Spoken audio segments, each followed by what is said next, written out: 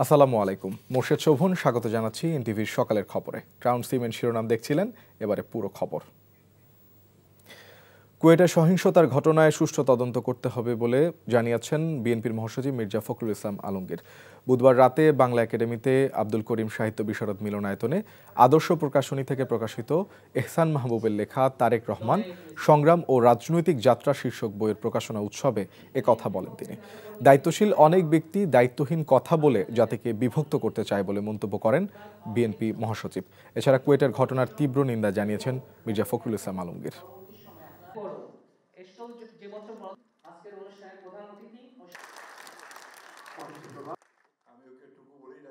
খুলনায় যে ঘটনা ঘটেছে আমি অত্যন্ত দুঃখজনক ঘটনা, আমি এটা নিন্দা জানাই এবং সেই সঙ্গে এটাও আমি প্রত্যাশা করি যে সুষ্ঠু তদন্ত করে দেখা দরকার যে কারা এগুলো ঘটিয়েছে। এই বিষয়টা অবশ্যই হওয়া দরকার, কারণ আমরা যেটা দেখছি সোশ্যাল মিডিয়াতে পরের দিকে এসছে যে শুরুটা কাকে দিয়ে হলো। গণতন্ত্রের কথা বলবেন অথচ আমার মত প্রচার করতে গেলে আপনি সেখানে আটকাবেন, আর তারা তাদের মতামতকে তখন তারা শক্তি প্রয়োগ করবে এবং একটা শিশুকে পর্যন্ত তারা বেদম প্রহার করতে এতটুকু দ্বিধাবোধ করবে না। এই ধরনের মানসিকতা নিয়ে কিন্তু কখনোই বড় কিছু মহৎ কিছু করা যাবে না।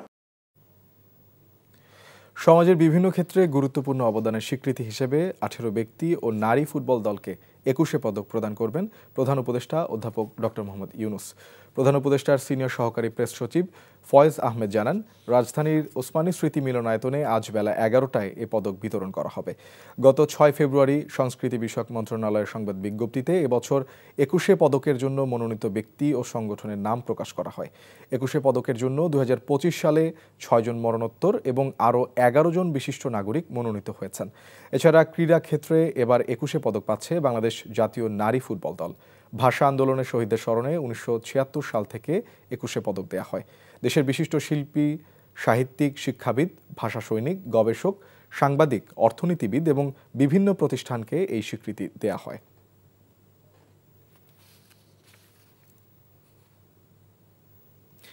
আগামীকাল মহান শহীদ দিবস ও আন্তর্জাতিক মাতৃভাষা দিবস।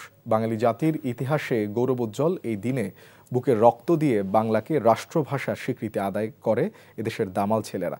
নানা আয়োজনে দিবসটি পালনে চলছে শেষ মুহূর্তের প্রস্তুতি। কেন্দ্রীয় শহীদ মিনারের বেদি, আশেপাশের সড়কে আঁকা হচ্ছে আলপনা। সেই সাথে নেওয়া হয়েছে পর্যাপ্ত নিরাপত্তা ব্যবস্থা।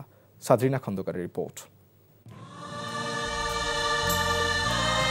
21 মানে মাথা নত না করা, 21 মানে অন্যায়ের প্রতিবাদে বুকের রক্ত দিয়ে লেখা মাতৃভাষা বাংলা। পৃথিবীর একমাত্র জাতি হিসেবে 1952 সালের 21 ফেব্রুয়ারি মাতৃভাষা বাংলাকে রাষ্ট্রভাষার স্বীকৃতি অর্জনে বুক চিতিয়ে জীবন দেয় এদেশের তরুণেরা।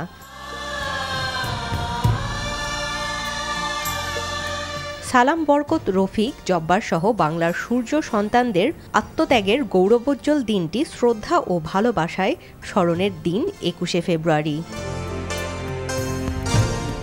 বাংলাদেশ নামের যে রাষ্ট্র, যেটা 1971 সালে প্রতিষ্ঠিত হয়েছে এবং যার ভিত্তিভূমি হিসেবে 1952কে ব্যাখ্যা করা হয়, রাষ্ট্রকেই আসলে একেবারে মৌলিকভাবে পরিবর্তিত হতে হবে এবং সেটার উপায় হলো শিক্ষায় বিনিয়োগ এবং সেই শিক্ষায় বাংলা অনিবার্য করা।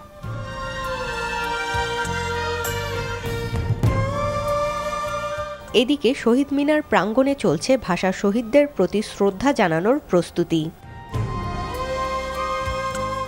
শিল্পীর রং তুলিতে বাংলা ভাষা এবং ভাষা আন্দোলনের ইতিহাস তুলে ধরতে ব্যস্ত সময় পার করছেন তারা।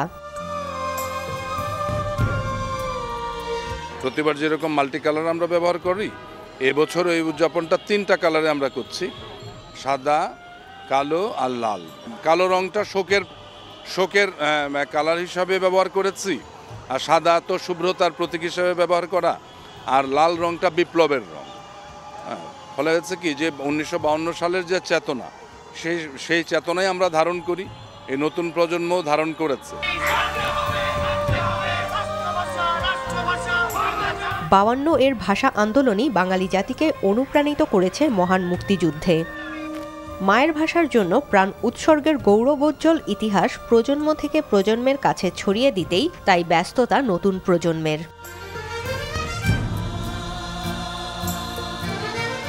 সাদরিনা খন্দকার, এনটিভি নিউজ, ঢাকা। প্রধান উপদেষ্টা অধ্যাপক মোহাম্মদ ইউনুসের সঙ্গে সাক্ষাৎ করেছেন ইতালির পররাষ্ট্র ও আন্তর্জাতিক সহযোগিতা বিষয়ক ভাইস মিনিস্টার মারিয়া ত্রিপোদি। বুধবার ঢাকায় রাষ্ট্রীয় অতিথি ভবন যমুনায় সাক্ষাৎ করেন তিনি। এ সময় প্রধান উপদেষ্টা নানা চ্যালেঞ্জ মোকাবেলার কথা উল্লেখ করে বলেন, অর্থনীতিকে পুনরুজ্জীবিত করা এবং রাজনৈতিক ব্যবস্থার প্রতি জনগণের বিশ্বাস ফিরিয়ে আনার প্রচেষ্টা অব্যাহত রয়েছে। জবাবে ইতালির ভাইস মিনিস্টার বলেন, ইতালি সরকারের পূর্ণ সমর্থন পাবে বাংলাদেশ। এছাড়া বাংলাদেশের জনগণ ও রোহিঙ্গা মুসলিমদের জন্য ইতালি সরকার উন্নয়ন সহায়তা বন্ধ করবে না বলেও জানান তিনি। প্রধান উপদেষ্টা ইতালির কারখানা বাংলাদেশে স্থানান্তর করার আহ্বান জানান এবং দুই দেশের তরুণদের মধ্যে যোগাযোগ বাড়াতে বিভিন্ন কর্মসূচি বিনিময়ের পরামর্শ দেন। বিভিন্ন মন্ত্রণালয়, বিভাগ ও দপ্তরে কর্মরত যুগ্ম সচিব ও সমপর্যায়ের পদে থাকা প্রশাসনের ৩৩ কর্মকর্তাকে বিশেষ ভারপ্রাপ্ত কর্মকর্তা অর্থাৎ ওএসডি করেছে সরকার। বুধবার জনপ্রশাসন মন্ত্রণালয়ের আলাদা ৬টি প্রজ্ঞাপনে সরকারের এই সিদ্ধান্তের কথা জানানো হয়। এর মধ্যে ৫টি প্রজ্ঞাপনে প্রতিটিতে ৬ জন করে এবং আরেকটিতে ৩ জন কর্মকর্তাকে ওএসডি করার কথা জানানো হয়েছে। জনপ্রশাসন মন্ত্রণালয়ের জারি করা প্রজ্ঞাপনে বলা হয়, জনস্বার্থে এই আদেশ জারি করা হয়েছে। অবশ্য কী কারণে এসব কর্মকর্তাকে ওএসডি করা হয়েছে তা প্রজ্ঞাপনে উল্লেখ করা হয়নি। তবে ২০১৮ সালে অনুষ্ঠিত বিতর্কিত জাতীয় সংসদ নির্বাচনের সময় এসব কর্মকর্তারা রিটার্নিং কর্মকর্তা হিসেবে দায়িত্ব পালন করেছিলেন। ক্ষমা চেয়ে আওয়ামী লীগের রাজনীতি ও নির্বাচনে অংশগ্রহণের সুযোগ আছে। অন্তর্বর্তী সরকারের একজন উপদেষ্টার এমন বক্তব্য তীব্র প্রতিক্রিয়া দেখিয়েছে বিএনপির মহাসচিব মির্জা ফখরুল ইসলাম আলমগীর। নিজেদের স্বার্থে অন্তর্বর্তী সরকার ফ্যাসিস্টদের পুনর্বাসন করতে চায় কিনা সে প্রশ্ন তুলে তিনি সতর্ক করেন, আবারও ১/১১ মতো কিছু ঘটানোর চেষ্টা হলে তা কঠোরভাবে প্রতিহত করা হবে। বলেন, রাষ্ট্রীয় পৃষ্ঠপোষকতায় দল গঠন করা হলে তা মেনে নেবে না জনগণ। ইফতেখার রেজা রিপোর্ট। রাজধানীর খামারবাড়ি কৃষিবিদ ইনস্টিটিউশন মিলনায়তনে ঢাকা মহানগরী ছাত্রদল 4টি শাখার নতুন সদস্য সংগ্রহ ও পুরনো সদস্য নবায়ন ফর্ম বিতরণ কার্যক্রম আর গণ অভ্যুত্থান পরবর্তী বাংলাদেশে নতুন ধারার ছাত্র রাজনীতি শীর্ষক এই আলোচনা সভা আয়োজন করে কেন্দ্রীয় ছাত্রদল। ছাত্রদলের এই আলোচনায় দলটির মহাসচিব দাবি করেন, নির্বাচন বিষয়ে অন্তর্বর্তী সরকারের তৎপরতা নিয়ে মানুষের মনে সন্দেহ তৈরি হয়েছে। তারা সরকারে থেকে তাদের দল গোছানোর জন্য তারা বিভিন্ন রকম কৌশল নিচ্ছেন।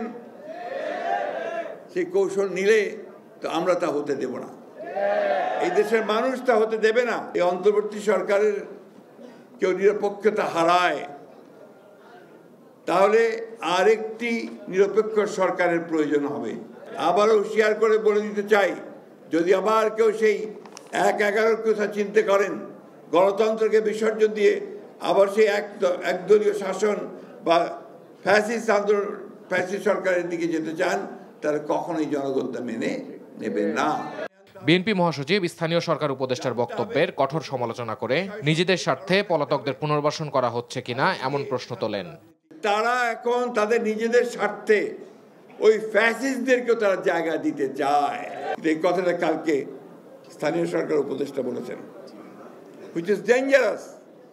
তার মানে কি আমরা এটা মনে করব যে তারা সরকারে থেকে তাদের দল গোছানোর জন্য তারা বিভিন্ন রকম কৌশল নিচ্ছেন? সেই কৌশল নিলে তো আমরা তা হতে দেব না। ছাত্রদল নেতাদের দাবি, অভ্যুত্থান পরবর্তী সময়ে একটি বিশেষ গোষ্ঠীর ইন্ধনে গুপ্ত হামলা করে বিভিন্ন স্থানে ছাত্রদলের বিপক্ষে অবস্থান নিয়েছে বৈষম্য বিরোধী নামধারী একটি মহল। ছাত্রদলের সাংগঠনিক কার্যক্রমকে প্রশ্নবিদ্ধ করার জন্য একটি মহল লিপ্ত রয়েছে।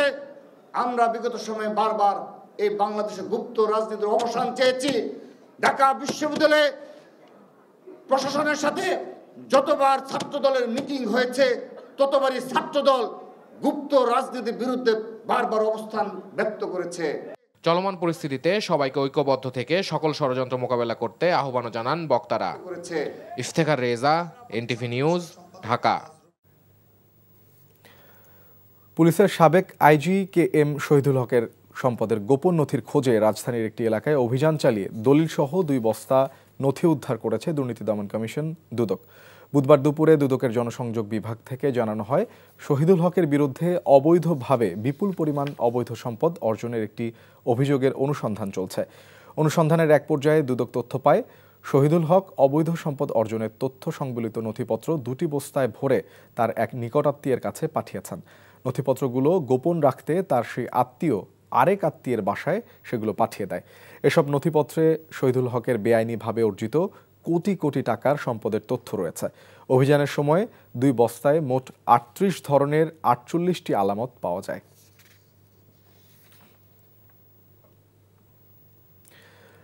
বাংলাদেশ স্যাটেলাইট কোম্পানির সাথে এবার এইচডির জন্য চুক্তি করেছে জনপ্রিয় বেসরকারি টেলিভিশন চ্যানেল এনটিভি। বুধবার দুপুরে প্রতিষ্ঠানটির কার্যালয়ে এ উপলক্ষে এক অনুষ্ঠানে উপস্থিত ছিলেন এনটিভির চেয়ারম্যান মোহাম্মদ মোসাদ্দেক আলী, এনটিভির ব্যবস্থাপনা পরিচালক মোহাম্মদ আশফাক উদ্দিন আহমেদ ও বাংলাদেশ স্যাটেলাইট কোম্পানির ব্যবস্থাপনা পরিচালক ডক্টর মোহাম্মদ এমদাদুর রহমান।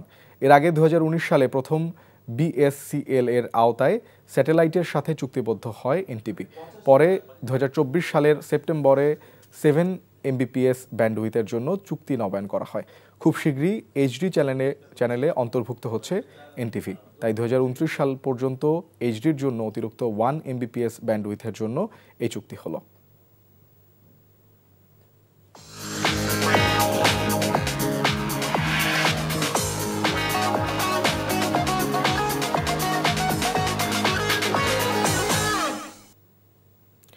এবারে মার্কেন্টাইল ব্যাংক অর্থনীতির খবর। শরীয়তপুরে মুড়ি কাটা পেঁয়াজের বাম্পার ফলন হয়েছে। ফলন ভালো হলেও হাসি নেই কৃষকের মুখে। বাজার দর কম থাকায় বিঘা প্রতি লোকসান হচ্ছে 35 থেকে 40 হাজার টাকা।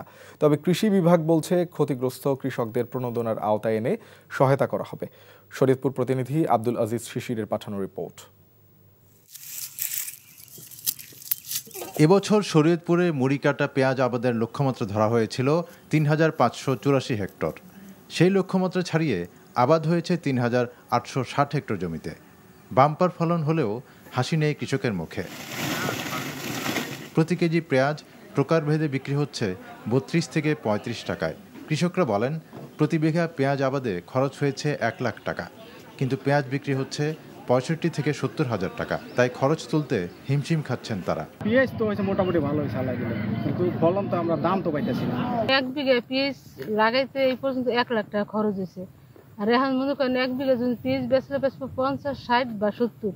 1 লাখ টাকা খরচ আর ধরেন পাই হইলে 60,000 টাকা। এভাবে যদি লস যায় তাহলে 26 সালে ফসল করবে না আমাদের কৃষক। দাম কম পাওয়ার কথাটি স্বীকার করে কৃষি বিভাগের কর্মকর্তারা বলেছেন, প্রণোদনার আওতায় এনে কৃষকদের সহায়তার বিষয়টি বিবেচনা করা হবে। যেহেতু বীজের দাম অনেক বেশি এবং শ্রমিক খরচ অনেক বেশি হয়েছে, সেজন্য দামটি আরেকটু বেশি হলে ভালো হতো। বিভিন্ন ফসলের উপর প্রণোদনার আওতায় নিয়ে আসা হয়েছে। প্রতিনিয়ত প্রত্যেক মৌসুমে কোনো না কোনো ফসলের উপর প্রণোদনার কার্যক্রম অব্যাহত রয়েছে। কৃষকরা বলছেন, পেঁয়াজের আমদানি বেশি থাকায় বাজারে দেশি পেঁয়াজের চাহিদা কমেছে, তাই দাম পাচ্ছে না তারা। এমন দাম থাকলে আগামীতে মুড়ি কাটা পেঁয়াজ চাষে আগ্রহ হারাবেন এ অঞ্চলের কৃষকরা। NTV news desk. এই ছিল সকালের খবরে। এই খবরের ভিডিও সহ আপডেট জানতে ভিজিট করুন এনটিভি অনলাইন www.ntvbd.com এ। এছাড়াও এনটিভির জনপ্রিয় সব অনুষ্ঠান ও খবরের আপডেট জানতে ভিজিট করুন আমাদের ইউটিউব ও ভেরিফাইড ফেসবুক পেজ। ধন্যবাদ সবাইকে।